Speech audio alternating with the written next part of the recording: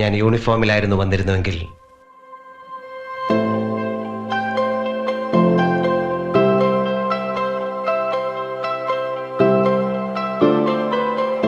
ഇന്ന് ഒരുപാട് കുട്ടികൾക്കും അതുപോലെ അല്പസ്വല്പമൊക്കെ പ്രായമായ ആൾക്കാരെയും കാണാറുണ്ട്. തൊഴിൽ കൊടുക്കുന്ന ഒരു പ്രസ്ഥാനമായി മാറിയിരിക്കുകയാണ് ഈ ഹോം ഡെലിവറി ആപ്പുകൾ. സൊമാറ്റോ ആയാലുമുള്ള, പിന്നെ സ്വിഗ്ഗി, പിന്നെ ഇതുകൂടാതെ ഒരു വയലറ്റ് കളർ ഉടുപ്പിട്ട് കുറച്ച് കുട്ടികളെ കാണാറുണ്ടല്ലോ, സെപ്റ്റോ. നിങ്ങളും അവരും തമ്മിലുള്ള വ്യത്യാസം എന്താ? സെപ്റ്റോ എന്ന് പറയുമ്പോൾ ഫുഡ് ഡെലിവറി അല്ല, അവർ ഗ്രോസറി ഡെലിവറി ആണ്. ഓ, ഫുഡിന്റെ ക്രൂഡ് ഫോം. വീട്ടിൽ പാചകം ചെയ്ത് ഫുഡ് ആക്കണം. അതെ. പിന്നെ ഇതുകൂടാതെ ഈ ബ്ലിങ്കിറ്റ് എന്ന് പറഞ്ഞൊരു സംഭവം ഈ ഫോണിലെ കാണാറുണ്ട്. ബ്ലിങ്കിറ്റും ഗ്രോസറി ഡെലിവറിയാണ്. അത് ഇവിടെ എല്ലായിടത്തും ഉണ്ട്. പാലക്കാട് ഇപ്പൊ വന്ന് തുടങ്ങിയിട്ടേ ഉള്ളൂ. അത് ശരി. ഇത്രയും നാൾ ഉണ്ടായിരുന്നില്ല.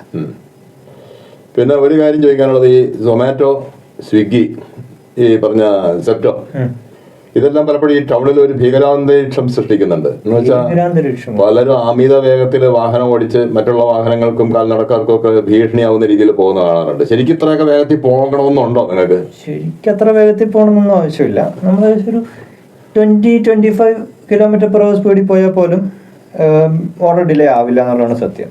സൊമാറ്റോയുടെ കാര്യം അതാണ്. വേറെ ഈ സ്വിഗ്ഗിയുടെ ഇൻസ്റ്റാമാർട്ട് എന്നൊരു സംഭവമുണ്ട്. അതും ഈ സെപ്റ്റോ ഒക്കെ ഞാൻ പറഞ്ഞു കേട്ടിട്ടുള്ളതാണ്. അവർ 5 minute ഡെലിവറി, 10 minute ഡെലിവറി അങ്ങനെയൊക്കെയാണ് കസ്റ്റമർക്ക്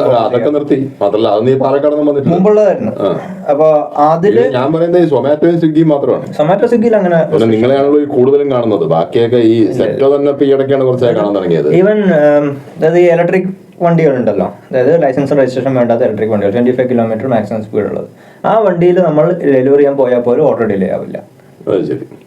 അപ്പൊ പിന്നെ ഈ ഹൈ സ്പീഡിൽ പോകുന്നതിന്റെ ഉദ്ദേശം? ഹൈ സ്പീഡിൽ പോകുന്നവർ പലരും ഒരു ഓർഡർ കൊടുത്താൽ മാക്സിമം വേഗത്തിൽ അധികം അടുത്ത ഓർഡർ എടുക്കാൻ അങ്ങനെ ഒരു ചിലർ പോകുന്നുണ്ടാവാം.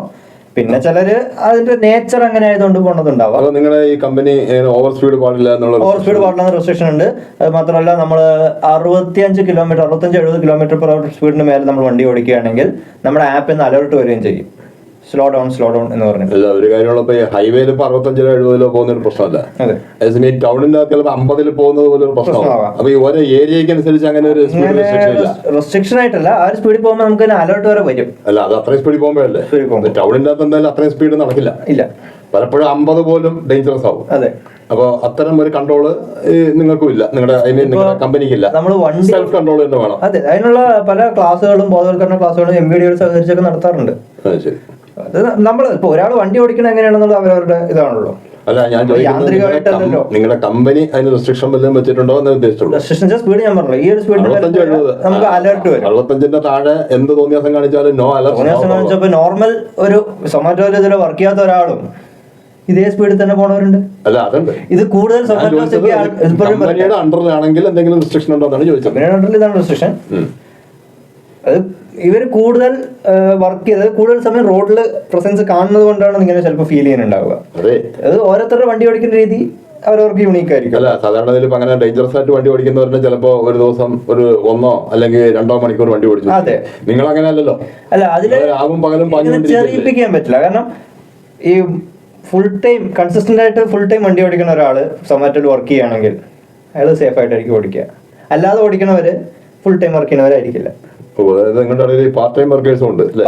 കാരണം ഫുൾ ടൈം ഇത് കൺസിസ്റ്റന്റ് ഓടിക്കാന്ന് വെച്ചാൽ ഒരു ദിവസം ഒരാൾ ഒരു 200 മുതൽ 250 km വരെ നമ്മുടെ റോഡിൽ കൂടെ ഈ ടൗണിന്റെ തിരക്കിൽ കൂടെ ഓടിക്കുകയാണ് എല്ലാ ദിവസവും. അപ്പൊ നോർമലി മര്യാദ പഠിക്കുന്നത് മാത്രമല്ല, ഈ പാഞ്ഞു പിടിച്ച് പോവുകയാണെങ്കിൽ ഒരാഴ്ചയിൽ കൂടുതൽ അവൻ ഒരിക്കലും വണ്ടി ഓടിക്കാൻ പോകില്ല. ഒന്നും പറയാൻ പറ്റില്ല. ചിലപ്പോ സംഭവിക്കുന്നത് വെച്ചാൽ ഇങ്ങനെ പോകുന്നവരങ്ങ് പോകും. ഇത് കണ്ട് ഞെട്ടിത്തരിക്കുന്ന മര്യാദക്കാര് പറയാൻ പറ്റില്ല. അങ്ങനെ ഞാൻ കണ്ടിട്ടുണ്ടോ എല്ലാ ദിവസവും. അത് എപ്പോഴെങ്കിലും ഒരു ദിവസം നമ്മൾ ഇങ്ങനെ ഓടിക്കുമ്പോൾ, ബട്ട് എല്ലാ ദിവസവും നമ്മൾ എനിക്ക് തന്നെ അനുഭവം ഉണ്ട്. സൈക്കിളെ കൊണ്ടൊക്കെ പോകുന്ന സമയത്ത് ചിലപ്പോൾ എനിക്ക് തന്നെ ഫീൽ ചെയ്തിട്ടുണ്ട്, ഞാനെന്താ ഈ മായാവിയൊക്കെ പോലെ അദൃശ്യനായിട്ടാണോ. കാരണം ഈ സൈക്കിളൊന്നും റോഡിലുണ്ടെന്നുള്ള സൊമാറ്റോക്കാര് മാത്രമല്ല, മറ്റ് പല വാഹനങ്ങളും അങ്ങനെ തന്നെ. ഇപ്പൊ ആക്ച്വലി ഈ ഒരു ദിവസം എല്ലാ ദിവസവും റോഡിൽ കൂടെ 250-300 km വണ്ടി ഓടിച്ചൊരു എക്സ്പീരിയൻസ് ഞാൻ പറയാണ്. റോഡിൽ ഏറ്റവും ഡേഞ്ചറസ് ആയിട്ട് വണ്ടി ഓടിക്കുന്നത് സൊമാറ്റോക്കാരോ ഈവൻ ചെത്ത് പിള്ളേരോ അല്ല. മറ്റൊരാൾക്ക് ഡേഞ്ചർ ആവുന്ന രീതിയിൽ ഏറ്റവും കൂടുതൽ വണ്ടി ഓടിക്കുന്നത് പ്രൈവറ്റ് ബസ്സുകാരും KSRTC ബസ്സുകാരും. ടൗണിനകത്തും വളരെയധികം പ്രശ്നം തന്നെയാണ്. പോലീസുകാരെ കാണുമ്പോൾ മാത്രം അവരൊന്ന് സ്ലോ ചെയ്യാറുണ്ട്. അല്ലാത്തപ്പോ റോഡ് മുഴുവൻ അവരുടെയാണ് എന്നുള്ള രീതിയിലായിരിക്കും അവർ ഓടിക്കുക. ഒരു ഓട്ടോയ്ക്ക് കടത്താൻ പറ്റാത്ത സ്ഥലത്ത് പോലും അവർ കയറ്റിക്കൊണ്ട് പോകും. ഓട്ടോക്കാരോട് എനിക്കിപ്പോ അത്ര വലിയ അഭിപ്രായമില്ല. അവരെ സിഗ്നൽ കാണിക്കില്ല, അങ്ങനെയുള്ള ചില പ്രശ്നങ്ങൾ ഉണ്ടെങ്കിൽ അല്ല, അതിനേക്കാൾ വലിയ അപകടമാണ് ആസ് എ ഹെവി ഡ്രൈവർ ഞാൻ പറയുന്നു. ഇവിടുത്തെ ബസ്സുകൾ ഓടിക്കാൻ. പ്രത്യേകിച്ച് ഒരു മത്സരയോട്ടം പലപ്പോഴും ഒരു സമയം സംഭവിക്കും. ആ മത്സരയോട്ടം വരുമ്പോൾ ഏറ്റവും ഡേഞ്ചർ. പലപ്പോഴും ഇഞ്ചസിന്റെ ഗ്യാപ്പിൽ ഞാനും ബാക്കിയുള്ള പലരും രക്ഷപ്പെടുന്നത് ഞാൻ കണ്ടിട്ടുണ്ട്. അത് വളരെയധികം ഡേഞ്ചറാണ്. കംപ്ലൈന്റ് ചെയ്യാറില്ല. അവര് പലപ്പോഴും പോലീസിന്റെ അടുത്തെങ്കിലും എത്തുമ്പോ ഇവര് മര്യാദയ്ക്കായിരിക്കും. പ്രൂഫില്ലല്ലോ, പിന്നെ ഇതിന്റെ പുറകെ പോകാൻ പ്രൂഫ് എന്ന് പറഞ്ഞാൽ വേണമെങ്കിൽ അത് ഇന്നത്തെ യുഗമാണ്. ചുമ്മാ ഇരിക്കുന്ന മനുഷ്യന്മാരെ പോലും പലരും ക്യാമറ വെച്ച് കൊടുക്കും. ക്യാമറ ഓണാക്കി വരുമ്പോഴേക്കും ഇവർ എത്തേണ്ട എത്തിയിട്ടുണ്ടാവും. അങ്ങനെയാണ് ബസ്സുകാർ പോകുന്നത്. പ്രൈവറ്റ് ബസ്സുകാരുടെ പോക്ക് അല്ല, അത് ഞാനും KSRTC പല ബസ്സുകളുടെയും പുറകെ എഴുതി വെച്ചിട്ടുണ്ട്, ഇവര് റാഷ് ഡ്രൈവിംഗ് ആണെങ്കിൽ റിപ്പോർട്ട് ചെയ്യാന്ന് പറഞ്ഞൊരു നമ്പർ. പക്ഷേ ഈ റാഷ് ഡ്രൈവിംഗുകാരുടെ നമ്പർ നമുക്ക് വായിക്കാൻ പറ്റില്ല. പോകുന്നതിന്റെ നമ്പറെ വായിക്കാൻ പറ്റും. എത്ര വലിയ ബ്ലോക്ക് ആണെങ്കിലും അവരത് കടത്തിക്കൊണ്ട് പോയിരുന്നു. പലപ്പോഴും ഈ ലെവൽ ക്രോസിൽ വണ്ടി നിൽക്കുമ്പോൾ നമ്മൾ വണ്ടി നിൽക്കുമ്പോൾ പോലും റോഡിന്റെ വലതുവശത്തേക്ക് ബൈക്കുകാർ കയറ്റിക്കൊണ്ട് പോകുന്നത് പിന്നെ അതന്നെ അവർക്ക് പ്രശ്നമാണ്. കാരണം ഓപ്പോസിറ്റ് വണ്ടി വരുന്നതാണ്. ഒരു ബസ് വലതുവശത്തേക്ക് കൊണ്ട് റെയിൽവേ ഗേറ്റിന്റെ ഏറ്റവും ഫ്രണ്ട് വലത്തേക്ക് കൊണ്ട് നിർത്തിയാൽ എന്താ മനസ്സിലാക്കുക? അത്ര കാരണം ബസ് എന്ന് പറഞ്ഞാൽ അപ്പുറത്ത് അതേപോലെ ബസ് നിർത്തിയിട്ടുണ്ടെങ്കിലോ രണ്ടുപേർക്കും പോകാൻ വഴിയില്ല. റോഡിന്റെ റൈറ്റ് സൈഡിലാണ് നിർത്തിയിരിക്കുന്നത്. അങ്ങനെ പല ഇൻസിഡന്റ് ഞാൻ നേരിട്ടുണ്ട്. ട്രാഫിക് ബ്ലോക്കും കൂടും. പലപ്പോഴും ലെവൽ ക്രോസിൽ എന്താ സംഭവിക്കുന്നത്? വേണമെന്നില്ല, ചുമ്മാ ഒരു ചെറിയ ട്രാഫിക് ബ്ലോക്ക് വന്നാൽ മതി. അതെ, ഇനി ബസ്സുകളുടെ കാര്യമല്ല, നേരിട്ട് പലപ്പോഴും ഈ പാലക്കാട് കാണുന്ന ഒരു കാര്യമാണ് സുൽത്താൻപേട്ട ജംഗ്ഷനിൽ. അവിടെ ബസ് അതിലെ വരില്ല. മറ്റേ ഈ ഓട്ടോറിക്ഷകളും ചിലപ്പോ ചില കാറുകൾ പൊതുവെ മര്യാദക്കാരാണ്, എന്നാലും ചില ആൾക്കാരുണ്ട്. ഇവിടെ നിന്ന് ഇപ്പൊ നമ്മൾ ഈ ഡിസ്ട്രിക്ട് ഹോസ്പിറ്റലിന്റെ ഭാഗത്ത് നിന്ന് സുൽത്താൻപേട്ടയ്ക്ക് പോകുന്ന വഴിയില് ലൈനായിട്ട് വാഹനം നിൽക്കുമ്പോൾ വലതുവശത്തൂടെ കൊണ്ടങ്ങോട്ട് കയറ്റും. അത് പലപ്പോഴും സംഭവിക്കുന്നത് വെച്ചാൽ ഈ പറഞ്ഞ പോലീസ് ആണെങ്കിൽ സ്ഥിരം ആ ജംഗ്ഷനിൽ മാത്രമേ നോക്കുള്ളൂ. അവർ ഇടം വലം നോക്കൂല. ഇതൊന്നും അവരുടെ കണ്ണിൽപ്പെടില്ല. അത് തന്നെ മിക്കവാറും ആ ഒരു ചെറിയൊരു അമ്പലമുണ്ട് അവിടെ. ആ അമ്പലത്തിന്റെ ഫ്രണ്ടിലായിരിക്കും എപ്പോഴും പോലീസ്. ആ കോയമ്പത്തൂർ റോഡിൽ മാത്രമായിരിക്കും പോലീസിന്റെ കണ്ണ്. ബാക്കിയുള്ളവർക്ക് ഇവിടെ ബാക്കി 3 റോഡിൽ കൂടെ വരുന്നവർക്കും എന്തും കാണിക്കാം. പിന്നെ പോലീസ് ശ്രദ്ധിക്കുന്നത് ജംഗ്ഷൻ ബ്ലോക്ക് ആവണം. ജംഗ്ഷൻ ബ്ലോക്ക് ആകുമ്പോൾ മാത്രമേ. അപ്പൊ ഇത് അവിടുത്തെ ഒരവസ്ഥ. ഇത് പല ജംഗ്ഷനിലും തന്നെയാണ്. പോലീസ് ചുറ്റും നോക്കില്ല. അവരിങ്ങനെ ഒരൊറ്റ പോയിന്റിൽ മാത്രം നോക്കിക്കൊണ്ട് നിൽക്കും. ബാക്കിയുള്ള റോഡിൽ കൂടെ വരുന്നവർക്ക് അവിടെ എന്തും കാണിക്കാന്നുള്ള ഭാവത്തിൽ പലരും ചെയ്യുന്നുണ്ട്. പിന്നെ ഇനി അടുത്ത് ചോദിക്കാനുള്ളത്, ഇപ്പോ ഇങ്ങനെ ഒരു ജോലിയിൽ കയറാനുള്ള മാനദണ്ഡങ്ങൾ എന്തൊക്കെയാ? 18 വയസ്സ് കഴിഞ്ഞേക്കണം, ലൈസൻസ് വേണം, പാൻ കാർഡ് വേണം, ആധാർ വേണം. വാഹനം അവര് തരുമോ? വാഹനം നമ്മുടെ കയ്യിലുണ്ടായിരിക്കണം. സ്വന്തം റെന്റിനടുത്ത വാഹനം ഓണ്ടാവണം നിർബന്ധമില്ല. അല്ല, റെന്റിനടുത്ത് ഓടിയിട്ട് മുതലാകുമോ? റെന്റിനടുത്ത് ഓടുന്നവരും ഉണ്ട്. അത് ശരി. പക്ഷെ ലാഭത്തിൽ ഒരു വിഹിതം വണ്ടിയുടെ ഓണർ കൊണ്ടുപോകും. ഓക്കെ. നിങ്ങളുടെ ശരിക്കും ഒരു വർക്കിംഗ് പ്രൊസീജിയർ എങ്ങനെ? അതായത് ഇപ്പൊ എനിക്ക് ഒരു ഫുഡ് വേണം, അപ്പൊ ഞാൻ എങ്ങനെ ഈ സൊമാറ്റോ വഴി അല്ലെങ്കിൽ സ്വിഗ്ഗി വഴി അത് ഓർഡർ ചെയ്യും? പ്ലേ സ്റ്റോറിൽ കസ്റ്റമേഴ്സിനായിട്ട് കസ്റ്റമർ ആപ്പ് ഉണ്ട്. സൊമാറ്റോയുടെയും സ്വിഗ്ഗി എന്നുള്ള പേര് തന്നെയാണ് ആപ്പ്.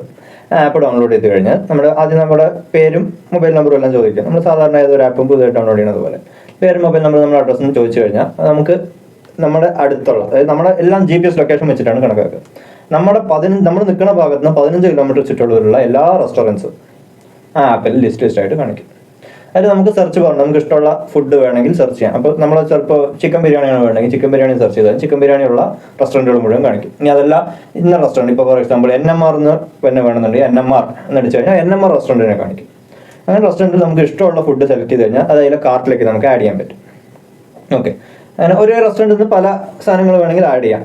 അങ്ങനെ ആഡ് ചെയ്ത് കഴിഞ്ഞാൽ നമുക്ക് ചെക്കൗട്ടിലേക്ക് പോകാൻ പറ്റും. അപ്പോൾ കാർട്ടിലേക്ക് മുഴുവൻ ആഡ് ചെയ്തു സാധനങ്ങളുടെ മുഴുവൻ എമൗണ്ട് കാണിക്കും.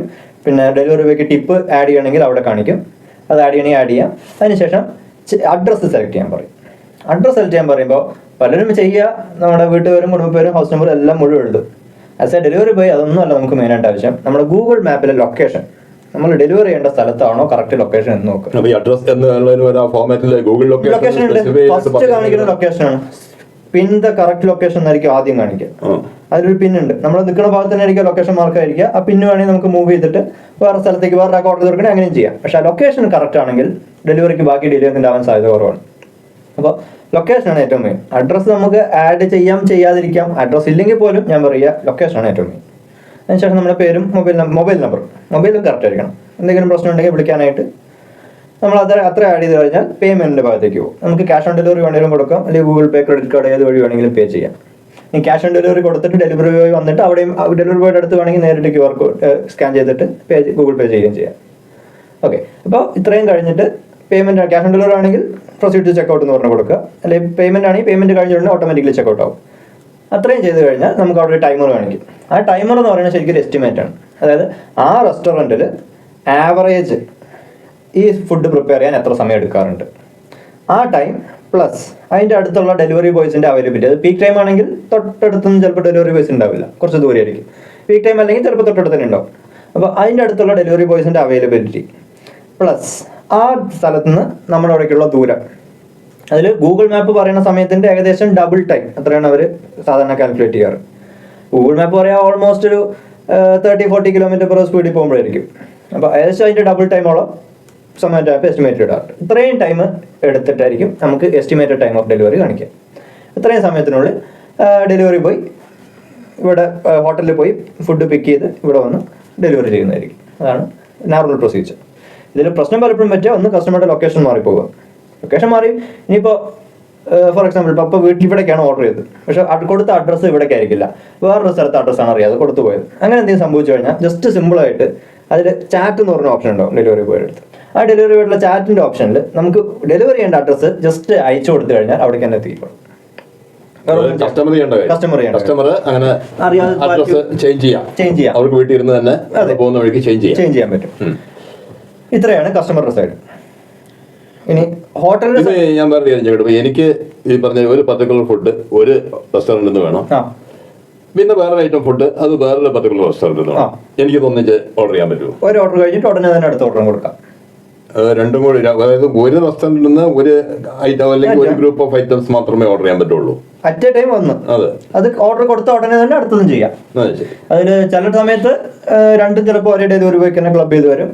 പീക്ക് ടൈം ഒന്നല്ലെങ്കിൽ ചിലപ്പോൾ രണ്ട് ഡെലിവറി ബോയ്സ് ആയിരിക്കും വരാം. പക്ഷേ ഇനി ഓരോ ഹോട്ടലിൽ നിന്ന് ഒരു സൈറ്റ് ഓർഡർ ചെയ്ത് കഴിഞ്ഞിട്ട് നമുക്ക് അവിടെ നിന്ന് ഇപ്പോൾ ഒരു ചപ്പാത്തിയും കൂടെ ആഡ് ചെയ്യണം, അല്ലെങ്കിൽ പറഞ്ഞാൽ എന്തെങ്കിലും ഒരു ഐറ്റം കൂടെ അതേ ഹോട്ടലിൽ നിന്ന് ആഡ് ചെയ്യണം എന്ന് വിചാരിച്ചോ, അങ്ങനെ നമ്മൾ ചെയ്യുമ്പോൾ എക്സ്ട്രാ ഡെലിവറി ചാർജ് ഉണ്ടാവില്ല.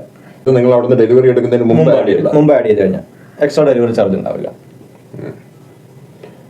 കസ്റ്റമേഴ്സ് എങ്ങനെ വയലന്റ് ആവാറുണ്ടോ? വയലന്റ് ആവുന്നത്, അതായത് മുമ്പ് ഈ ആപ്പിനൊരു പ്രശ്നം ഉണ്ടായിരുന്നു. അതായത് മൾട്ടി ഓർഡർ എന്ന് പറഞ്ഞൊരു സംഭവമുണ്ട്. മൾട്ടി ഓർഡർ എന്ന് പറഞ്ഞാൽ പീക്ക് ടൈമിൽ ഡെലിവറി ബോയ്സ് കുറവും ഓർഡേഴ്സ് കൂടുതലുമായിരിക്കും. അത് കോമ്പൻസേറ്റ് ചെയ്യാൻ വേണ്ടി സൊമാറ്റോ സൊമാറ്റോയുടെ ഒരു ഫീച്ചറാണ്, ഒരേ ഡെലിവറി ബോയ് തന്നെ ഒരേ റൂട്ടിൽ ഒന്നിൽ കൂടുതൽ പിക്കപ്പുകൾ ആഡ് ചെയ്ത് കൊടുക്കും. അപ്പോൾ ചിലപ്പോൾ മാക്സിമം 3 പാലക്കാട് സിറ്റിയിലുള്ളത്, വേറെ പല സിറ്റിയിലും എണ്ണം വ്യത്യാസമുണ്ട്. പാലക്കാടിൽ മാക്സിമം 3 ഒരാൾക്ക് കിട്ടും. അപ്പോൾ അങ്ങനെ കിട്ടുമ്പോൾ ചിലപ്പോൾ 3 റെസ്റ്റോറൻറ്റിൽ നിന്നായിരിക്കും പിക്കപ്പ്. ഇപ്പോൾ ഫോർ എക്സാമ്പിൾ ഞാൻ ആദ്യം നളന്ദ റെസ്റ്റോറൻറ്റിൽ പോയി ഒരു ഐറ്റം പിക്ക് ചെയ്ത് കഴിഞ്ഞിട്ട് അടുത്ത് ചിലപ്പോൾ ഹരിഹരപുത്രയിലായിരിക്കും. ഹരിഹരപുത്രയിൽ ഞാൻ എത്തി, അവിടെ ഐറ്റം റെഡി ആയിട്ടില്ലെങ്കിൽ ഞാൻ അവിടെ വെയിറ്റ് ചെയ്യേണ്ടി വരും. അവിടെ വെയിറ്റ് ചെയ്ത് ചിലപ്പോൾ ഒരു 20 മിനിറ്റ് അവിടെ വെയിറ്റ് ചെയ്തായിരിക്കും രണ്ടാമത്തത് കിട്ടുക. അത് കഴിഞ്ഞിട്ട് അടുത്ത ചിലപ്പോൾ KFCയിൽ പോയിട്ടാണെങ്കിൽ ചിലപ്പോൾ KFCയിൽ ചിലപ്പോൾ വീണ്ടും ഒരു 20 മിനിറ്റ് വെയിറ്റ് ചെയ്യേണ്ടി വന്നാൽ അപ്പോൾ ഫസ്റ്റത്തെ ഓർഡർ അത്രയും കൂടെ 50 മിനിറ്റ് ഡിലേ ആയി ഇപ്പോൾ മൊത്തം. മനസ്സിലായോ? അപ്പോൾ അയാളുടെ ആപ്പിൽ അത്ര കാണിക്കുകയില്ല. അയാളുടെ ആപ്പിൽ കാണിക്കുകയില്ല. നേരിട്ട് അയാളുടെ ആപ്പിലാണെങ്കിൽ ഞാൻ അവിടെ പോയി അയാൾ ഓർഡർ ചെയ്ത പർട്ടിക്കുലർ ഹോട്ടലിൽ നിന്ന് ഡെലിവറി എടുത്തു കഴിഞ്ഞാൽ പിന്നെ അവരുടെ അവിടത്തേക്ക് വരണമെന്നാണ് അവർ വിചാരിക്കുക. പക്ഷെ ഞാൻ വേറെ ഏതോ ഒരു സ്ഥലത്ത് പോയി കുറേ നേരം നിൽക്കുന്നു, ഇപ്പുറത്ത് വേറൊരു സ്ഥലത്ത് പോയി നിൽക്കുന്നു. ഏറ്റവും വലിയ അബദ്ധം പറ്റും എന്താണെന്നറിയോ? ചിലപ്പോൾ ഫസ്റ്റ് എടുത്ത ആളുടെ ആയിരിക്കും ലാസ്റ്റ് ഡെലിവറി ആ റൂട്ടിൽ. അങ്ങനെ വരുമ്പോൾ ആദ്യം എടുത്തിട്ട് ഏറ്റവും അവസാനം അപ്പോഴേക്കും അയാളുടെ ക്ഷമ നശിക്കും. സ്വാഭാവികം. കാരണം എന്താണെന്ന് വെച്ചാൽ വിശന്നിട്ടായിരിക്കുമല്ലോ പലപ്പോഴും ഓർഡർ ചെയ്യുന്നത്. പക്ഷേ വിശക്കുമ്പോൾ ചിലപ്പോൾ മനുഷ്യന്റെ കൺട്രോളൊക്കെ സൊമാറ്റോ ആപ്പിൽ അതിനൊരു ഫീച്ചർ ഉണ്ട്. അങ്ങനെ നമുക്ക് പീക്ക് ടൈമിൽ പ്രത്യേകിച്ച് ഇങ്ങനെ ക്ലബ് ചെയ്ത് വേണ്ട എന്നുണ്ടെങ്കിൽ 19 രൂപ എക്സ്ട്രാ ആഡ് ചെയ്ത് കഴിഞ്ഞാൽ നേരിട്ട് എത്തുന്ന രീതിയിൽ, അതായത് വേറെ മൾട്ടി പിക്കപ്പ് വരില്ല ഡെലിവറി ബോയ്ക്ക്, നേരിട്ട് വരുന്ന രീതിയിലൊരു ഫീച്ചർ ഇപ്പോൾ കൊണ്ടുവന്നത്. ഇപ്പോൾ അല്ല, ഏകദേശം ഒരു 6 മാസമായി. 6 മാസം. അപ്പോൾ 6 മാസത്തിന് മുമ്പ് എങ്ങനെ വയലന്റ് ആയിരുന്നു? കാരണം എനിക്ക് 6 മാസത്തിന് മുമ്പ് വയലന്റ് ആയിരുന്നില്ല, ഒരു മാസം മുമ്പ് വരെ വയലന്റ് ആവുമായിരുന്നു. കാരണം ഇപ്പോൾ ഒരു മാസമായിട്ട് കസ്റ്റമർ ആപ്പിൽ കാണിക്കും, അതായത് ഇന്ന ഡെലിവറി ബോയ് വേറൊരു പിക്കപ്പിന് പോയിരിക്കുകയാണ്, വേറൊരു സ്ഥലത്ത് ഡെലിവറി ചെയ്യാൻ പോയിരിക്കുകയാണ്, ഇപ്പോൾ കാണിക്കും. ഒരു മാസം മുമ്പ് വരെ ആ ഫീച്ചർ ഉണ്ടായില്ല, ആ സമയത്ത് വയലുണ്ടാവുമായിരുന്നു. എനിക്ക് അങ്ങനെ ഒരു അനുഭവം എൻ്റെ ഒരു സുഹൃത്ത് പറഞ്ഞിട്ടുണ്ട്. ആ സുഹൃത്തിൻ്റെ മകൻ ഈ പറഞ്ഞ പോലെ ഈ സൊമാറ്റോ ഡെലിവറി ബോയ് ആയിട്ട് കുറച്ച് ദിവസം വർക്ക് ചെയ്തു. ഒരു ദിവസം ഇങ്ങനെ ഒരു മൾട്ടി ഓർഡറിനിടയിൽ കസ്റ്റമർ വയലന്റ് ആയി, അതോടെ അവൻ ആ ജോലി നിർത്തി. ഇതിൽ സൊമാറ്റോയുടെ ഒരു കാര്യം എന്താ പറഞ്ഞാൽ നമ്മളെപ്പോഴും ഡിപ്ലോമാറ്റിക് ആയിട്ട് നിൽക്കുക. കസ്റ്റമർ അധികമായിട്ട് വയലന്റ് ആവുകയോ റൂഡായിട്ട് സംസാരിക്കുകയോ ചെയ്യുകയാണെങ്കിൽ നമുക്ക് അതിനെ സൊമാറ്റോയിൽ റിപ്പോർട്ട് ചെയ്യാൻ പറ്റും. കോൾ റെക്കോർഡിംഗ് വെച്ചിട്ട് നമ്മുടെ കോൾ റെക്കോർഡിംഗ് ഉണ്ടാവും. സൊമാറ്റോ നമ്മുടെ കോളുകളെല്ലാം റെക്കോർഡ് ചെയ്യുന്നുണ്ട് ആപ്പിൽ ഓട്ടോമാറ്റിക്. നമുക്ക് അത് നമുക്ക് റിപ്പോർട്ട് ചെയ്യാൻ പറ്റും. വളരെ അതുപോലുള്ള പ്രശ്നങ്ങൾ വരുമ്പോൾ ആ കസ്റ്റമറുടെ കസ്റ്റമർക്ക് പിന്നെ സൊമാറ്റോ യൂസ് ചെയ്യാൻ പറ്റില്ല, കസ്റ്റമറുടെ ID ബ്ലോക്ക് ആവും. അങ്ങനെ ഒരു ഫീച്ചർ ഉണ്ട്. ആ ഒരു പർട്ടിക്കുലർ ഫോണൊന്നും ഓർഡർ ചെയ്യാൻ പറ്റില്ല, അത്രേ ഉള്ളൂ. ഫോണെന്നല്ല, ആ ഒരു കസ്റ്റമറുടെ ആ ഒരു അക്കൗണ്ട് ഇതാവും. അങ്ങനെ ഒരു സംഭവം ഉണ്ടായിട്ടുമുണ്ട് എൻ്റെ അറിവിൽ. പാലക്കാട്ടിലെ ഏതോ ഒരു കസ്റ്റമർ അങ്ങനെ റൂട്ടായിട്ടൊരു ഡെലിവറി പാലക്കാടൊക്കെ ഫാർ ബെറ്റർ. എവിടെയോ ഒരു ഇടത്ത് ഓർഡർ വൈകിയതിന് ഒരു ഡെലിവറി ബോയ് കാർ ഇടിച്ച് കൊന്നു എന്നൊക്കെ വായിച്ചിരുന്നു. സ്വിഗ്ഗിയുടെ ആണെന്നാണ് എന്റെ ഓർമ്മ.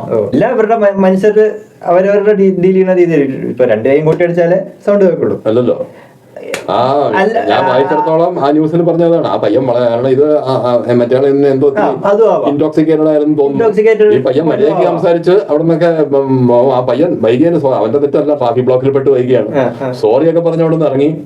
അല്പം കഴിഞ്ഞപ്പോ കാറും എടുത്തോണ്ട് അവന്റെ പുറകെ പോയി, അവനെ 2 വീലറിലാണല്ലോ നിങ്ങളൊക്കെ യാത്ര ചെയ്യുക, പുറകെ ഇടിച്ച് വീഴ്ത്തി അവനെ കൊന്നു കളഞ്ഞു എന്നാണ് വായിച്ചത്. കൃത്യമായിട്ട് എനിക്ക് സ്ഥലം ഓർമ്മയില്ല. ഫുഡ് ഓർഡർ ചെയ്യുന്ന കാര്യം അങ്ങനെ. ഇനി എനിക്ക് ജോലിക്ക് അങ്ങോട്ട് ഇറങ്ങണമെന്നുണ്ടെങ്കിൽ എന്താണ് എന്റെ രീതി?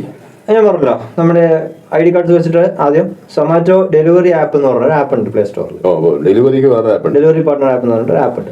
ആ ഡെലിവറി പാർട്ണർ ആപ്പ് ഡൗൺലോഡ് ചെയ്ത് കഴിഞ്ഞാൽ നമ്മുടെ മൊബൈൽ നമ്പറും പാൻ കാർഡും ആധാർ കാർഡും ലൈസൻസും ഫോട്ടോ ചോദിക്കും. അതെല്ലാം നമ്മൾ അടിച്ചു കൊടുത്തു കഴിഞ്ഞാൽ നമ്മുടെ ബാങ്ക് അക്കൗണ്ട് ലിങ്ക് ചെയ്യാൻ പറയും. ലിങ്ക് ചെയ്ത് അടച്ച് പറഞ്ഞു കഴിഞ്ഞ ശേഷം ഒരു ഫീസ് ഉണ്ട്, അതായത് ഒരു 1600 രൂപയാണ് ഫീസ്, ജോയിനിങ് ഫീസ്. ആ 1600 രൂപയിൽ നമ്മുടെ 2 സെറ്റ് യൂണിഫോം ടീഷർട്ട് പ്ലസ് ഡെലിവറിക്കുള്ള ബാഗ് പ്ലസ് നമ്മുടെ ഇൻഷുറൻസ് ഇത്രയും ഇൻക്ലൂഡ് ആണ്. ഇത്രയും ഇൻക്ലൂഡ് ചെയ്തിട്ടാണ് 1600 രൂപ ഫീസ്. അതിൽ തന്നെ 2 ഓപ്ഷൻ ഉണ്ട്. അത് ഡിപ്പെൻസ് ഓൺ ദ ടൈം. ഇപ്പോൾ ഈ വെക്കേഷൻ ടൈം ഈ സമയത്തൊക്കെ എന്ന് പറഞ്ഞാൽ നമുക്ക് 99 റുപ്പീസ് ജോയിനിങ് ഫീ ആണ്. അതായത് 99 രൂപ ആദ്യം അടച്ചിട്ട് ജോയിൻ ചെയ്യാം. ബാക്കി 1500 രൂപ നമ്മുടെ വീക്കിലി ഏർണിങ്സിൽ നിന്ന് 4 ഗഡുവായിട്ട് പിടിക്കും. അങ്ങനെ ഒരു ഓപ്ഷൻ ഇപ്പോൾ ഉണ്ട്. അതിൽ തന്നെ ഇതുപോലുള്ള ഈ വെക്കേഷൻ ടൈമിലൊക്കെ എന്താണെന്ന് വെച്ചാൽ നമുക്കൊരു ജോയിനിങ് ബോണസ് കിട്ടും. ജോയിൻ ചെയ്ത് 1 മാസത്തിനകം ഇത്ര ഓർഡേഴ്സ് നമ്മൾ കംപ്ലീറ്റ് ചെയ്ത്, ശരി 200 ഓർഡറാണ്, അത് കംപ്ലീറ്റ് ചെയ്ത് കഴിഞ്ഞാൽ ഏകദേശം 5000 രൂപയോളം നമുക്ക് എക്സ്ട്രാ ബോണസ് കിട്ടും. അപ്പോൾ ഈ ജോയിനിങ് ഫീസ് അതിൽ തന്നെ ടാലി ആയിപ്പോയി നമ്മൾ വർക്ക് ചെയ്യുകയാണെങ്കിൽ.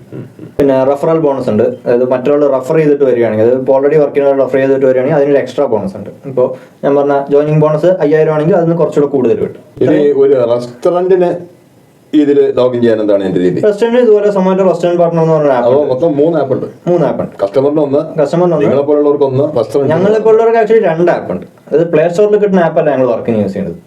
പ്ലേ സ്റ്റോറിൽ കിട്ടുന്ന ആപ്പ് നമുക്ക് ശരിക്കും ഓൺ ബോർഡിംഗ് ആപ്പാണ്.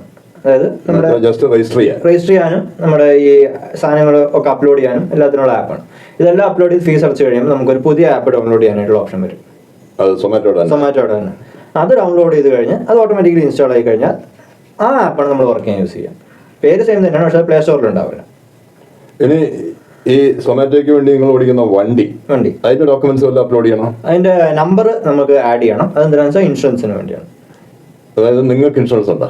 ഞങ്ങൾക്ക് ഇൻഷുറൻസ് ഉണ്ട്, വണ്ടിക്ക് ഇൻഷുറൻസ് ഉണ്ട്, ഫോണിന് ഇൻഷുറൻസ് ഉണ്ട്. എങ്ങനെയാണ് ഇതിന്റെ ക്രൈറ്റീരിയ? നമുക്ക് എന്തെങ്കിലും ആക്സിഡന്റ് എന്തെങ്കിലും സംഭവിച്ചു കഴിഞ്ഞാൽ ഉടനെ തന്നെ ആപ്പിൽ ഒരു ഓപ്ഷൻ ഉണ്ട്, റിപ്പോർട്ട് ആൻ ആക്സിഡന്റ് എന്ന് പറഞ്ഞിട്ട്. ഇപ്പോൾ ഡെലിവറിയുടെ ഇടയിലാണെങ്കിലും ഡെലിവറി കഴിഞ്ഞ് വീട്ടിൽ പോകുമ്പോഴാണെങ്കിൽ റിപ്പോർട്ട് ആൻ ആക്സിഡന്റ് എന്നുള്ള ഓപ്ഷൻ നമ്മൾ കൊടുക്കണം.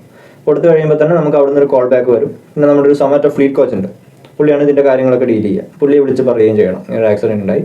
നമ്മൾ ഡെലിവറി കൊടുക്കാൻ പോകുന്ന സമയത്താണെങ്കിൽ ഫുഡ് ചിലപ്പോൾ സ്പോയിൽ ആയിട്ടുണ്ടാവുമല്ലോ, അപ്പോൾ ആ ഡെലിവറി നമ്മുടെ നിന്ന് വേറൊരാളിലേക്ക് അസൈൻ ആവുകയും അങ്ങനെ പോവുകയും ചെയ്യും. ഫുഡ് ആദ്യമേ വേറെ ഉണ്ടാക്കാൻ റെസ്റ്റോറന്റിലേക്ക് പോകും, അല്ലെങ്കിൽ ക്യാൻസലേഷൻ പോകും. ചിലപ്പോൾ അത് കൊണ്ടുപോകുന്നവന്റെ കഷ്ടമായിരിക്കും, കസ്റ്റമർ അത്രയും വൈകി. അല്ല, അത് കസ്റ്റമർ അറിയിക്കും. എനിക്ക് അങ്ങനെ ഒരു സംഭവം ഉണ്ടായിട്ടുണ്ട്. അതായത് ഒരിക്കൽ ഞാൻ ഇതുപോലെ ഒരു കസ്റ്റമർ അടുത്ത് മലമ്പുഴയിലായിരുന്നു, അവരുടെ അടുത്ത് ഡെലിവറി ചെയ്യാൻ പോയപ്പോൾ അവർ എൻ്റെ അടുത്ത് ഒരു കാര്യം ചോദിച്ചു, എന്തെങ്കിലും പറ്റിയോ, ഇങ്ങനെ ഉണ്ട് ഇപ്പോൾ എന്നൊക്കെ ചോദിച്ചു. എനിക്ക് ആരും മനസ്സിലായില്ല. ഞാൻ ചോദിച്ചപ്പോൾ അവർ പറഞ്ഞു എന്തോ ആക്സിഡന്റ് ആയിട്ടുണ്ടായെന്ന് പറഞ്ഞ്. അവർക്ക് ശരിക്കും മനസ്സിലായില്ല, ഈ വരുന്ന ആൾക്ക് തന്നെ ആക്സിഡന്റ് ആയി. എന്നിട്ട് കോൾ വന്നു എന്ന് പറഞ്ഞു. അപ്പോൾ ഞാൻ പറഞ്ഞു അത് വേറെ ആളായിരിക്കും, ചിലപ്പോൾ ആക്സിഡന്റ് ആയിട്ട് ഫുഡ് പോയിട്ടുണ്ടാവും, എനിക്ക് വേറെ എന്നിട്ട് ഓർഡർ കിട്ടിയതാണ് ഞാൻ പറഞ്ഞു. അപ്പൊ അങ്ങനെ വരുമ്പോൾ അധികം എക്സ്പെൻസ് നിങ്ങളുടെ കമ്പനി തന്നെ എടുക്കും? ഫുഡിന്റെ അപ്പൊ ഇങ്ങനെ 3 തരം ആപ്പ് അല്ല 4 തരം ആപ്പുകളും 3 തരം ആൾക്കാരും, കസ്റ്റമേഴ്സ്, ഡെലിവറി ബോയ്സ്, റെസ്റ്റോറൻറ്റ്സ്. ഇനി ഈ സുഖമില്ലാതെ ഇൻഷുറൻസ് ഉണ്ടോ? സുഖമില്ലാതെ ഇൻഷുറൻസ് ഉണ്ട്. എങ്ങനെയാണ് അതിന്റെ ക്രൈറ്റീരിയ? എങ്ങനെ അതിന്റെ ക്രൈറ്റീരിയ? സത്യം പറഞ്ഞാൽ സുഖമില്ലാതെ ആയിട്ടില്ലാത്തതുകൊണ്ട് അറിയില്ല. അതെ, ഓക്കെ. ഇതിനെ തന്നെ നമുക്ക് ഓൺലൈൻ ഡോക്ടറെ കൺസൾട്ട് ചെയ്യാനുള്ള ഓപ്ഷൻ ആപ്പിൽ തന്നെ ഉണ്ട്. നമുക്ക് നിങ്ങളുടെ കമ്പനിക്ക് ആപ്പ് ഉണ്ടോ? അല്ല, ഡോക്ടർ ഉണ്ട്. നമുക്ക് ഓൺലൈനായിട്ട് ഏത് സൊമാറ്റോ ഡെലിവറി ബോയ്ക്കും അവരുടെ കുടുംബാംഗങ്ങൾക്കും ഓൺലൈനായിട്ട് ഡോക്ടറെ കൺസൾട്ട് ചെയ്യാൻ പറ്റും. പൊതുവെ കേൾക്കുന്ന ഒരു കാര്യമാണ് അത്. പൊതുവെ ഇന്ത്യക്കാര് ഈ കുറ്റം പറച്ചില്, പ്രത്യേകിച്ച് മലയാളികൾ വളരെ കൂടുതലാണ്. എന്നുണ്ടെങ്കിൽ അതിന് ഒരു 10 കുറ്റം പറഞ്ഞാലേ സമാധാനം. അങ്ങനെ പലരും പറഞ്ഞാൽ സൊമാറ്റോയിലൊന്നും പോയിട്ട് ഒരു ഗുണമില്ല എന്ന് പറയുന്നതിനെ കുറിച്ച് എന്താണ് അഭിപ്രായം? സൊമാറ്റോ ആണെങ്കിലും ഏതാ സൊമാറ്റോ, ടിപ്പിക്കൽ മലയാളി സൊമാറ്റോ പോയിട്ട് കാര്യമില്ല എന്നുള്ളതാണ് സത്യം. അത് ടിപ്പിക്കൽ മലയാളിയുടെ സ്വഭാവം എന്താ? ടിപ്പിക്കൽ മലയാളി പൊതുവെ കുറച്ച് നേരം കേരളത്തിന്റെ അകത്ത് മടിയനാണ്. കട്ടൻ ചായയും വീടിയും വലിച്ചിരിക്കുക, വെടി പറയുക, അങ്ങനെയുള്ള പരിപാടികൾക്കല്ല ഈ സൊമാറ്റോ നമുക്ക് പൈസ തരുന്നത്. നമ്മൾ എത്രത്തോളം വർക്ക് ചെയ്യുന്നു അതിനനുസരിച്ച് നമുക്ക് പൈസ കിട്ടും.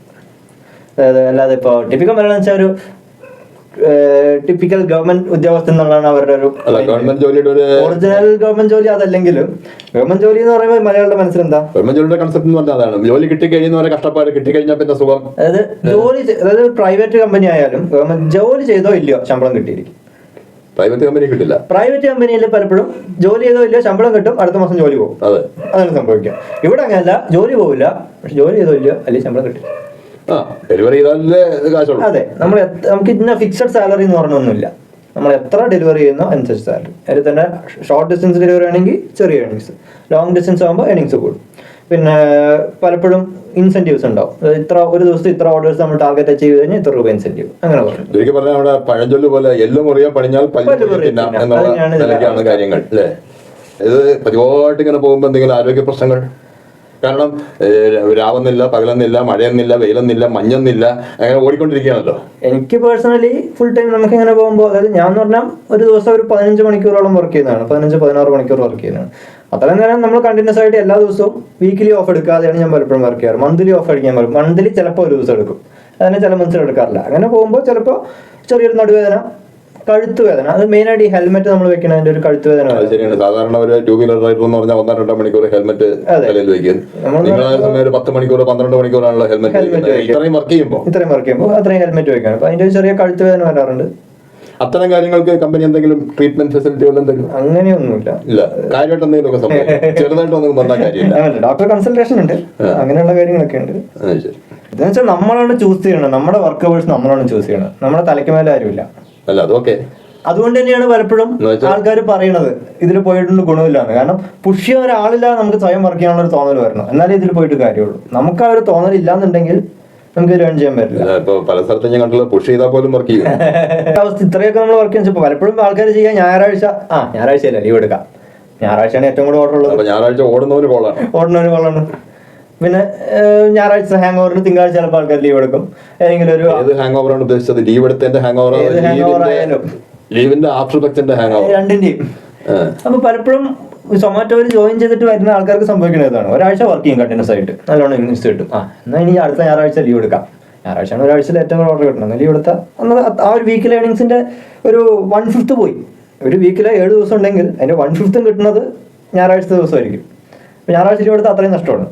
പിന്നെ അത് കഴിഞ്ഞിട്ട് ഇതുപോലെ വിശേഷ ദിവസങ്ങൾ എന്തെങ്കിലും വരും, ഇപ്പോൾ ഓണം, വിഷു, ക്രിസ്മസ്, അങ്ങനെയുള്ള ദിവസങ്ങളിലൊക്കെ ഓടുമ്പോൾ നമുക്ക് കൂടുതൽ ഇൻസെന്റീവ്സ് ഉണ്ടാവുകയാണ് ചെയ്യുക. അന്നൊക്കെ മിക്കവാറും ആൾക്കാർ ലീവ് എടുക്കും. മൊത്തത്തിൽ നിങ്ങൾ കാരണം ഈ അടുക്കളയിൽ ഇപ്പോൾ വീട്ടമ്മമാർ പണിയെടുക്കാതായി ഇല്ലേ? പണിയെടുക്കാതായിരുന്നില്ല. മുമ്പ് ആൾക്കാർ പുറത്ത് പോയി ഭക്ഷണം കഴിക്കും, ഇപ്പോൾ ഓർഡർ ചെയ്ത് കഴിക്കുന്നു. അല്ലെങ്കിൽ മുമ്പ് ഇപ്പോൾ ആക്ച്വലി കുറച്ചുകൂടെ ഹെൽത്തി എന്ന് പറയാം. അല്ല, മുമ്പ് ആൾക്കാർ പുറത്ത് പോയി ഭക്ഷണം കഴിക്കുമ്പോഴും ബ്രേക്ക്ഫാസ്റ്റ് അങ്ങനെ പോയി കഴിക്കില്ലായിരുന്നു, അത് വീട്ടിൽ തന്നെ ഉണ്ടാക്കായിരുന്നു. മുമ്പ് ആണെങ്കിൽ ഇപ്പൊ എന്തായിരിക്കും, എല്ലാ വീട്ടിലും മാഗി ഉണ്ടാവും. മാഗിക്കാരുടെ കച്ചവടം കുറച്ച് പൊട്ടിയെന്ന് വേണമെങ്കിൽ പറയാം. കാരണം മാഗിക്കാരുടെ എന്തായാലും ഹെൽത്തി ആയിരിക്കുമല്ലോ ഹോട്ടൽ ഫുഡ്. ഒന്നും പറയാൻ പറ്റില്ല, എനിക്ക് പറയാൻ പറ്റും. ഹോട്ടലിൽ എന്ത് ഫുഡ് വാങ്ങിക്കുന്നൊന്നും കൂടെ അനുസരിച്ച് മേ ബി. ബട്ട് മുമ്പ് പലപ്പോഴും വീട്ടന്മാർ ചെയ്യാൻ മടിയാണ്, 2 മിനിറ്റ് നമുക്ക് 5 മിനിറ്റ് മാഗി ഉണ്ടാക്കി കഴിക്കാം, നൂഡിൽസ് ഉണ്ടാക്കി കഴിക്കാം. ഈ ഇടയ്ക്ക് ശ്രീ ബൈജു നായരുടെ ഒരു വീഡിയോ അദ്ദേഹം പറയുന്ന കേട്ടോ, മനുഷ്യനെ മന്ദം മന്ദം മരണത്തിലേക്ക് അടുപ്പിച്ചുകൊണ്ടിരിക്കുന്ന മന്തിയും ശവമാവാൻ സഹായിക്കുന്ന ഷവർമയും എന്ന് പറയുന്നത് കേട്ടോ. സത്യം അങ്ങനെ പുള്ളി പറയുമെങ്കിലും സയന്റിഫിക്കലി ആലോചിച്ച ഷവർമയാണ് ഏറ്റവും സമീകൃതമായിട്ടുള്ള ആഹാരം. ഷവർമ സമീകൃതമായിരിക്കും, അതിലെ മയനേസ് ആണ് പലപ്പോഴും വില്ലനാവുന്നത്. നല്ല രീതിയിൽ മയനേസ് ഉണ്ടാക്കുകയാണെങ്കിൽ അല്ല, എല്ലാം നല്ല രീതിയിൽ ഉണ്ടാക്കാൻ നല്ലതാണ്. അതിലുള്ളത് ഇഷ്ടംപോലെ vegetables, fibre, chicken, protein, mayonnaise. നല്ല മയനേസ് ആണെങ്കിൽ പ്യുവർ ഫാറ്റ്, കുറച്ച് ബ്രെഡ് മീൻസ് കാപ്സ്. അത് ഒരു ചപ്പാത്തിയുടെ അത്രേ ഉണ്ടാവുള്ളൂ, ഒരു ചപ്പാത്തിയുടെ അത്രയും പോലും ഉണ്ടാവില്ല ഒരു ഷവർമയുടെ അകത്തുള്ള ഇത്. ഒരു സാധാരണ ഒരു മലയാളിക്ക് ഒരു ഷവർമ കഴിച്ചാൽ അത്യാവശ്യം വയറുന്നറിയുകയും ചെയ്യും. ഒരു 5 ചപ്പാത്തി 4 ചപ്പാത്തി 3 ചപ്പാത്തി കഴിക്കണോടെ ഇത്രേ കഴിക്കുന്നുള്ളൂ, പ്ലസ് പ്രോട്ടീനും ഇതും കിട്ടുകയാണ്, വെജിറ്റബിൾസും കിട്ടുകയാണ്. ഷവർമ നല്ലൊരു ആഹാരം തന്നെയാണ് എൻ്റെ അഭിപ്രായം, നല്ല ഹോട്ടലിൽ നിന്ന് കഴിക്കുകയാണെങ്കിൽ. അത് അതിനാണ് സൊമാറ്റോയിലുള്ള പോലുള്ള ആപ്പുകളുടെ ഒരു ഗുണം. ഇത് നമുക്ക് റേറ്റിംഗ്സും കമൻസും കാണും. ഏതൊരു സാധനം നമ്മൾ ഓർഡർ ചെയ്യുമ്പോഴും നമ്മൾ ഓർഡർ ചെയ്ത് കഴിഞ്ഞാൽ നമുക്ക് ആ ഹോട്ടലിനെ റേറ്റ് ചെയ്യാം. 5 സ്റ്റാറിൽ എത്ര സ്റ്റാർ നമ്മൾ ഇന്ന ആൾക്ക് കൊടുക്കുന്നു എന്ന് പറഞ്ഞ് റേറ്റ് ചെയ്യാം. നമ്മൾ ആ കഴിച്ച ഫുഡിനെ റേറ്റ് ചെയ്യാം, കമൻസ് ആഡ് ചെയ്യാം. അപ്പോൾ ഒരിക്കൽ ഒരാൾക്ക് അബദ്ധം പറ്റിക്കഴിഞ്ഞാൽ പിന്നെ ആരും ആ വഴിക്ക് ചിലപ്പോൾ പോയി അല്ല, കമന്റ്സ് അടിക്കാൻ പൊതുവെ കുറ്റം പറയുന്ന സ്വഭാവം ആയതുകൊണ്ട് പലപ്പോഴും ഒന്നും സത്യമായിക്കൊള്ളുന്നില്ല. അത് ഒരാളുടെ അത് ഈ പലപ്പോഴും എല്ലാ വർഷവും സംഭവിക്കുന്നതിന് മുമ്പുണ്ട് ഈ വേൾഡ് ഹാപ്പിനെസ് ഇൻഡെക്സ് എന്ന് പറഞ്ഞൊരു സംഭവം വരും. ഈ ഹാപ്പിനെസ് ഇൻഡെക്സ് സ്കാൻഡിനേവിയൻ നേഷൻസ് ആണ് അതിന്റെ ടോപ്പ്. എനിഹോ ഇന്ത്യയേക്കാൾ ടോപ്പിലായിരിക്കും എപ്പോഴും പാകിസ്ഥാൻ. അവിടെ എപ്പോ നോക്കിയാലും ലഹളയും ആഭ്യന്തര യുദ്ധങ്ങളും അതുകൂടാതെ പിന്നെ ഭീകരപ്രവർത്തനവും എല്ലാം ഉണ്ട്. അപ്പോൾ അവിടുത്തെ ജനങ്ങൾ അതിൽ സാറ്റിസ്ഫൈഡ് ആണ്. നമ്മള് കമ്പാരിറ്റീവ്ലി പാകിസ്ഥാനേക്കാൾ സമാധാനമായിട്ടാണ് ഇന്ത്യ. ഇവിടെ ഉള്ളവർക്ക് അതൊന്നും പോലെ അതിന്റെ അപ്പുറം എന്തോ വേണമെന്നൊരു ആഗ്രഹമാണ്. അതുകൊണ്ടാണല്ലോ നമ്മള് ഹാപ്പിനെസ് ഇൻഡെക്സിൽ പാകിസ്ഥാന്റെ താഴോട്ട് പോകുന്നത്. അപ്പൊ ആ രീതിയിൽ ഇപ്പൊ കമന്റ് ചെയ്യുന്നതിന്റെ കാര്യം പറയാൻ പറ്റില്ല. എന്നാലും ഔട്ട് ഓഫ് മൊത്തം ഒരാളുടെ കമ്പനി നോക്കാതെ മൊത്തം ഒരു 10 റേറ്റിംഗ് ഉണ്ടെങ്കിൽ അതിലൊരു 9 പ്രശ്നമാണെന്ന് പറഞ്ഞാൽ അതിന്റെ അർത്ഥം അവിടെ എന്തോ പ്രശ്നമുണ്ടെന്ന് എനിക്കല്ലോ. 10 റേറ്റിംഗിൽ ഒരെണ്ണം പ്രശ്നമാണെന്ന് പറഞ്ഞാൽ ചിലപ്പോൾ അത് ആ ഒരാളുടെ പേഴ്സണൽ ഒപ്പീനിയൻ ആയിരിക്കും. കുറെ റേറ്റിംഗിന് മൊത്തം ഒരു ബഞ്ചായിട്ട് നോക്കുമ്പോൾ നമുക്ക് ഏകദേശം ഒരു ഐഡിയ കിട്ടും. ഇപ്പം നമ്മുടെ വീട്ടിൽ നിന്ന് ഓർഡർ ചെയ്യുന്നതല്ല, ഇപ്പം നമ്മൾ പുറത്തൊരു നാട്ടിലേക്ക് നമ്മൾ ടൂർ പോയി, അപ്പോൾ അവിടുത്തെ ഹോട്ടൽ ഏതാ നല്ലത് നമുക്കറിയില്ല. ഇതുപോലെ ഒരു ആപ്പ് ഉണ്ടെങ്കിൽ നമുക്ക് ഓർഡർ ചെയ്ത് കഴിക്കാൻ നമുക്ക് അതിന്റെ റേറ്റിംഗും ആൾക്കാരും മൊത്തം റിവ്യൂസ് നമുക്കൊരു ഐഡിയ കിട്ടുമല്ലോ. അങ്ങനെ ഒരു അവസ്ഥ നോക്കുമ്പോൾ നല്ലതാണ്. ശരി, അത് ഈ പറഞ്ഞ ഒരു പോയിന്റ് ആണ്. കാരണം നമ്മൾ മറ്റൊരു സ്ഥലത്ത് എത്തുമ്പോൾ അവിടെ ഏതാ നല്ല ഹോട്ടല്, ഭക്ഷണം എവിടെ നിന്ന് കിട്ടും. നമ്മളിപ്പോ ഒരു 50 രൂപ എക്സ്ട്രാ കൊടുത്താലും ഇപ്പൊ നമ്മളൊരു ലോഡ്ജിൽ റൂം എടുക്കുന്നു, ഇനി ഹോട്ടലിലേക്ക് ചിലപ്പോൾ അവിടെ 2-3 കിലോമീറ്റർ പോകേണ്ടി വരും. നമുക്ക് അവിടുത്തെ ഭാഷകളൊക്കെ അറിയില്ല. അത് പിന്നെ വേറെ 50 രൂപ കൊടുത്താലും നഷ്ടം വരില്ല. കാരണം ആ ഹോട്ടലിലേക്ക് ഒരു ഓട്ടോറിക്ഷ വിളിച്ചോ അല്ലെങ്കിൽ സ്വന്തം കാറുള്ളവൻ ഈ കാറിൽ പോയി വരുമ്പോഴുള്ള ചെലവ് കണക്കാക്കുമ്പോ ഇതായിരിക്കും ലാഭം. അതുപോലെ ഭക്ഷണം എന്നുള്ള പേരിൽ ഏറ്റവും കൂടുതൽ കുപ്രസിദ്ധി നേടിയ ഒരാളാണ് ഇന്ത്യൻ റെയിൽവേ. ഇപ്പൊ സൊമാറ്റോ സ്വിഗ്ഗിക്ക് ട്രെയിൻ ഓർഡർ ഫെസിലിറ്റി ഉണ്ട്. അത് നമ്മൾ ട്രെയിനിൽ ഇരുന്നുകൊണ്ട് നമുക്ക് ഓർഡർ ചെയ്യാം, നമ്മുടെ സീറ്റിലേക്ക് ഫുഡ് എത്തും സ്റ്റേഷനുകളിൽ. അപ്പോൾ അങ്ങനെ ചെയ്യുമ്പോൾ നമുക്ക് എന്താ ഗുണമെന്ന് വെച്ചാൽ, ഈ ആപ്പ് വഴി ചെയ്യുമ്പോൾ എന്താ ഗുണമെന്ന് വെച്ചാൽ, നമുക്ക് റെയിൽവേയുടെ ഫുഡ് അല്ല കിട്ടുന്നത്, ആ നാട്ടിലുള്ള ഹോട്ടലുകളിലെ ഫുഡ് നമ്മുടെ സീറ്റിലേക്ക് സൊമാറ്റോ സ്വിഗ്ഗി വഴി എത്തിച്ചേരുകയാണ്. ട്രെയിനിലെ ഫുഡും റെയിൽവേ സ്റ്റേഷനുമായി ബന്ധപ്പെട്ട ഫുഡും വേറെ കാര്യമുണ്ട്. നിങ്ങൾ ഈ പറഞ്ഞ പോലെ മൾട്ടി അങ്ങനെ പോകുന്ന ഡിലേ വരുമ്പോഴേക്കും ട്രെയിൻ അങ്ങ് പോയാലോ ഫുൾ റീഫണ്ട് കിട്ടും നമുക്ക്, കസ്റ്റമർക്ക് ഫുൾ റീഫണ്ട് കിട്ടും. അത് വളരെ റെയർ ആയിട്ട് സംഭവിക്കും. വളരെ വെച്ചാൽ ഒരു 1/20 അങ്ങനെ 1/20 1/40 ഒക്കെ അങ്ങനെ സംഭവിക്കാറുണ്ട്. പൊതുവെ ഈ സൊമാറ്റോ സ്വിഗ്ഗി ഡെലിവറി ബോയ്സ് എന്ന് പറഞ്ഞാൽ അവർക്കൊരു ഇടത്താവളമാണ്. ഒരു സ്ഥിരം ജോലി അല്ലെങ്കിൽ നല്ലൊരു ജോലി കിട്ടുന്നത് വരെയുള്ള 2 രീതിയിലുള്ള ആൾക്കാർ വരാറുണ്ട്. ഒന്ന് ഇതുപോലെ ഇടത്താവളം, വേറൊന്ന് പാർട്ട് ടൈമേഴ്സ്. പാർട്ട് ടൈമേഴ്സ് ഒരു ഫുൾ ജോലി ചെയ്യുന്നവര്, ജോലി ചെയ്യുന്നവരും ഞാൻ പഠിക്കുന്ന കുട്ടികളെ കോളേജ് സ്റ്റുഡൻസ് ഇഷ്ടം പോലെ വരുന്നുണ്ട്. അതുപോലെ ഒരു ഫുൾ ജോലി ചെയ്യുന്നവർ ഇതിന് പാർട്ട് ടൈം ആയിട്ട് വരാം. അവർക്കൊരു എക്സ്ട്രാ ഏണിംഗ് ആണല്ലോ, അതുകൊണ്ട് കൂടുതലും. കോളേജ് പിള്ളേരൊക്കെ എന്ന് പറഞ്ഞാൽ അവരൊരു കോട്ട പഠിക്കാനായിരിക്കും വരിക മിക്കവാറും കോളേജ് പിള്ളേർ. ശരിക്ക് മറ്റേത് അല്ലാതെ പഠിക്കാനുള്ള ചെലവിന് വേണ്ടി വരുന്നവർ വളരെ കുറവാണ്. അതിനു വേണ്ടി വരുന്നവര് അതിപ്പോ പാർട്ട് ടൈമിൽ തന്നെ ഫുള്ള് നിൽക്കില്ല, അവരൊരു 1-2 മണിക്കൂർ വർക്ക് ചെയ്യുന്ന നിർത്തും. മറ്റേത് അങ്ങനെയല്ല. ഇപ്പൊ ഫോർ എക്സാമ്പിൾ എനിക്ക് തന്നെ അറിയുന്ന ചിലരുണ്ട്, അവര് വൈകുന്നേരം 5 മണി വരെ വർക്ക് ചെയ്യും പുറത്തെവിടെയെങ്കിലും, എന്നിട്ട് ഒരു 6 മണിയാകുമ്പോൾ സമയത്ത് ലോഞ്ച് ചെയ്തിട്ട് 10 മണി വരെയോ 12 മണി വരെയോ വർക്ക് ചെയ്യുന്നവരുണ്ട്. എപ്പോഴാണ് നിങ്ങളുടെ ഈ ഡെലിവറിയുടെ peak time? Peak time lunch പീക്കും ഉണ്ട്, ഡിന്നർ പീക്കും ഉണ്ട്. ലഞ്ച് പീക്ക് എന്ന് പറയുന്നത് ഒരു 12 മണി തൊട്ട് ഒരു 2 മണി 3 മണി വരെയാണ് ലഞ്ച് പീക്ക്. പിന്നെ ഡിന്നർ പീക്ക് ഒരു 6 മണി 7 മണിയാകുമ്പോൾ മുതൽ ഒരു 10 മണി വരെ പീക്കാണ്. ശരിക്കും 10 മണിക്ക് ശേഷം എന്താ സംഭവിക്കാന്ന് വെച്ചാൽ ഡെലിവറി ബോയ്സിന് എണ്ണം കുറവായിരിക്കും. അപ്പോൾ ഓടുന്നവർക്ക് ഡെലിവറി ബോയ്സിന്റെ ഫെസിലിറ്റിയിൽ ഒരു 12 മണി, ആക്ച്വലി 2 മണി വരെയും ഓർഡേഴ്സ് ഹോട്ടലുകളൊക്കെ 2 മണി വരെ ഇരുന്ന് കഴിക്കുന്ന ആൾക്കാരുണ്ട്. ഈ ഭക്ഷണം വീട്ടിലേക്ക് വരുത്തി, വീട്ടിലേക്കല്ലേ താമസ സ്ഥലത്തേക്ക്. പലപ്പോഴും ഒരു 12 മണിക്ക് ശേഷമുള്ള ഓർഡർ, 10-11 മണിക്കുള്ള ശേഷമുള്ള ഓർഡേഴ്സ് പലരും ടച്ചിങ്സ് ആയിട്ട് ഓർഡർ ചെയ്യുന്നവരാവാം. പിന്നെ ചിലര് അതും ഈ പറഞ്ഞ പോലെ ആ വൈകിയ വേളയിൽ സത്യം പറയാലോ, ഇത്രയും കാലം ഞാൻ വർക്ക് ചെയ്ത അനുഭവം വെച്ചിട്ട് 2 അടിക്കണവരാണ് ഏറ്റവും തങ്കപ്പെട്ട മനുഷ്യർ. അവര് നമ്മൾ ഇത്തിരി ഡിലേ ആയാലും നമ്മളോട് ദേഷ്യപ്പെടാറില്ല. എന്റെ അനുഭവം ഉണ്ടാ ഞാൻ പറയണേ, ദേഷ്യപ്പെടാറില്ല. നിങ്ങൾ ഭക്ഷണം കൊണ്ടുവന്നല്ലോ, നമ്മളങ്ങനെ ഒരു ദേവദൂതനെ പോലെയാണ് അവർ കാണുക. അതെ, രാത്രി വൈകിയാണ്. അപ്പൊ നമുക്ക് ഇങ്ങനെ എന്നിട്ട് പലപ്പോഴും ടിപ്പ് അവർ കൂടുതൽ തരണോ ഞാൻ കണ്ടിട്ടുണ്ട്. അവർ ഇഷ്ടം നല്ല ടിപ്പ് തരാറുണ്ട്. ഈ ടിപ്പ് കൂടുതൽ തരുന്നത് പാവങ്ങളാണോ പണക്കാരാണോ? സത്യം പറഞ്ഞാൽ പാവങ്ങളാണ്. കാരണം ചെറിയ വീട്ടിലുള്ള ആൾക്കാരായിരിക്കും കൂടുതൽ നമുക്ക് ടിപ്പ് അറിഞ്ഞു തന്നെ കണ്ടിട്ടുള്ളത്. അങ്ങനെയല്ല, ഇത്രയും കാലം ഞാൻ വർക്ക് ചെയ്തതിൽ ആകെ 2 ആൾക്കാരാണ് എത്രയാ ടിപ്പ് എന്ന് എൻ്റെ അടുത്ത് ചോദിച്ചു. ഞാൻ കൺഫ്യൂസ്ഡ് ആയി പോകുമായിരുന്നു. അത് മിക്കവാറും പുറത്തുള്ളവരായിരിക്കും. അതായത് പല രാജ്യങ്ങളിലും ടിപ്പ് മാൻഡേറ്ററി ആണ്, ടിപ്പ് നിർബന്ധമാണ്, ഇത്ര പെർസെന്റേജ് ടിപ്പ് ചെയ്യണം എന്ന് പറഞ്ഞു. അവിടെ പക്ഷേ മിനിമം 15 ആണ്. അമേരിക്കയിൽ മിനിമം 15% ടിപ്പ് എന്നാണ് കണക്ക്. അതുപോലെ യൂറോപ്പിലെ പല രാജ്യങ്ങളും മിനിമം 10% ടിപ്പ് എന്നാണ് കണക്ക്. അങ്ങനെ കണക്കുണ്ട്. മിനിമം ഇത്ര അതായത് എത്ര രൂപയ്ക്ക് നമ്മൾ ഭക്ഷണം കഴിച്ചാൽ ഇത്ര പെർസെന്റേജ് ടിപ്പ് എന്ന് പറഞ്ഞിട്ടാണ് അവിടെ കണക്ക്. അപ്പോൾ പലരും ഇങ്ങനെ എൻ്റെ അടുത്ത് രണ്ടുപേരും ഇങ്ങനെ ചോദിച്ചിട്ടുണ്ട്. അതിൽ ഒരാൾ ഒരു ഫിക്സഡ് എമൗണ്ട് തരുമായിരുന്നു, വേറൊരാള് അതായത് ഇങ്ങനെ എത്ര ട്രിപ്പും ചോദിച്ചു. ഞാൻ ഇങ്ങനെ കൺഫ്യൂഷൻ നിൽക്കുന്നുണ്ട്, എത്രയാണെന്ന് വെച്ചാൽ തന്നാമെന്ന് ഞാൻ പറഞ്ഞു. അപ്പൊ അവർ ആ ടോട്ടൽ ബില്ലിന്ന് 15% കാൽക്കുലേറ്റ് ചെയ്തിട്ട് കറക്റ്റ് 15% മേ ബി അങ്ങനെ 10% വയസ്സ് എനിക്ക് ടിപ്പ് എന്നൊരു അനുഭവം ഒരിക്കലും ഉണ്ടായിട്ടുണ്ട്. പക്ഷെ ശരിക്കും നമ്മളൊന്ന് ആലോചിച്ച് നോക്കണം. ഇപ്പൊ ഈ പറഞ്ഞ വലിയ വീട്ടുകാരായാലും ചെറിയ വീട്ടുകാരായാലും ഓൾമോസ്റ്റ് എല്ലാവരും ഹോട്ടലിൽ പോയ വെയിറ്റർക്ക് ഒരു ടിപ്പ് കൊടുക്കും. അടുക്കളയിൽ നിന്ന് ഒരു 20 മീറ്റർ 30 മീറ്റർ ഇങ്ങോട്ട് ഭക്ഷണം എടുത്തോണ്ട് വരുന്ന ഒരാൾക്ക് ടിപ്പ് കൊടുത്തിരിക്കും. 50% വരെ ആൾക്കാരും ടിപ്പ് കൊടുത്തിരിക്കും. ശരിയല്ലേ? ചില്ലറയായാലും മതി, എന്നാലും 50% കൂടുതൽ ആൾക്കാർ ടിപ്പ് കൊടുത്തിരിക്കും.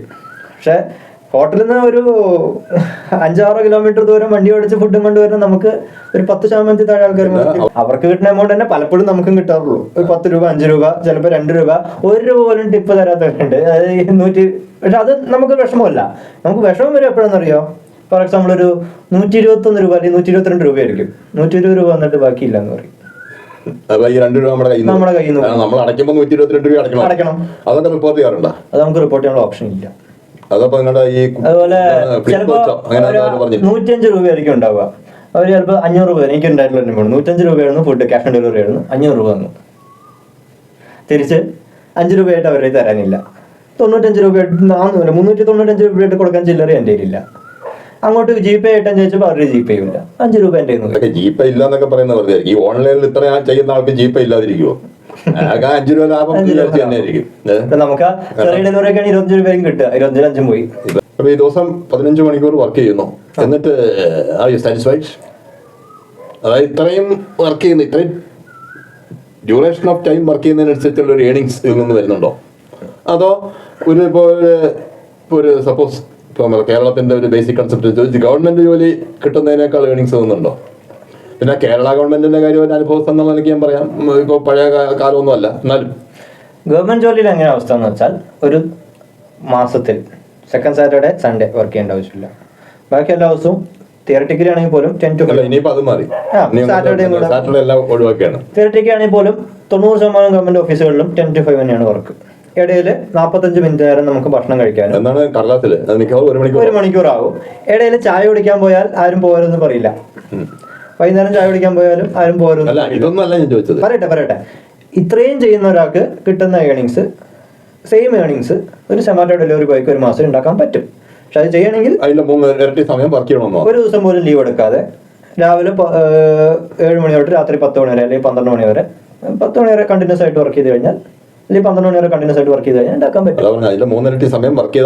ഉണ്ടാക്കാൻ പറ്റും. ഇതിൽ നമുക്ക് എനിക്ക് പലപ്പോഴും തോന്നിയിട്ടുള്ളത് ഒരു ടിപ്പിംഗ് മാൻഡേറ്ററി ആക്കി നമ്മൾ കുറച്ചുകൂടെ എല്ലാ ഡെലിവറി ബോയ്സും സാറ്റിസ്ഫൈഡ് ആയിരിക്കും. ഒരു പെർസെന്റേജ് എന്തായാലും യൂറോപ്യൻ അമേരിക്കൻ കൾച്ചറിൽ അവരുടെ പേര് 15 വർഷം വേണ്ട, നമുക്കൊരു 2% ടിപ്പ് കിട്ടിയാൽ പോലും മാൻഡേറ്ററി ആയിട്ട് 2% ടിപ്പ് കിട്ടിയാൽ പോലും എല്ലാ ഡെലിവറി ബോയ്സും സാറ്റിസ്ഫൈഡ് ആയിരിക്കും. കാരണം ഒരു ദിവസം ഒരു 20 തൊട്ട് 30-40 ഡെലിവറി വരെ ഞാൻ ചെയ്യുന്നുണ്ടാവും. 40 ഡെലിവറി. ഒരു ഡെലിവറി എന്ന് പറഞ്ഞാൽ അതിൽ ആവറേജ് ഒരു 300 രൂപ മുതൽ 500 രൂപ മുതൽ ചിലപ്പോൾ 1000-2000 രൂപയുടെ ബില്ല് വരെ വരാറുണ്ട്. ആവറേജ് ഒരു 20,000 രൂപ ഡെലിവറി ഒരു ദിവസം ആവറേജ് കൂടുതലുള്ള പറയില്ല. ആവറേജ് എന്ന് പറയാൻ പറ്റില്ല, മിനിമം. അതിന്റെ 2% പറഞ്ഞാൽ തന്നെ 400 രൂപയായി.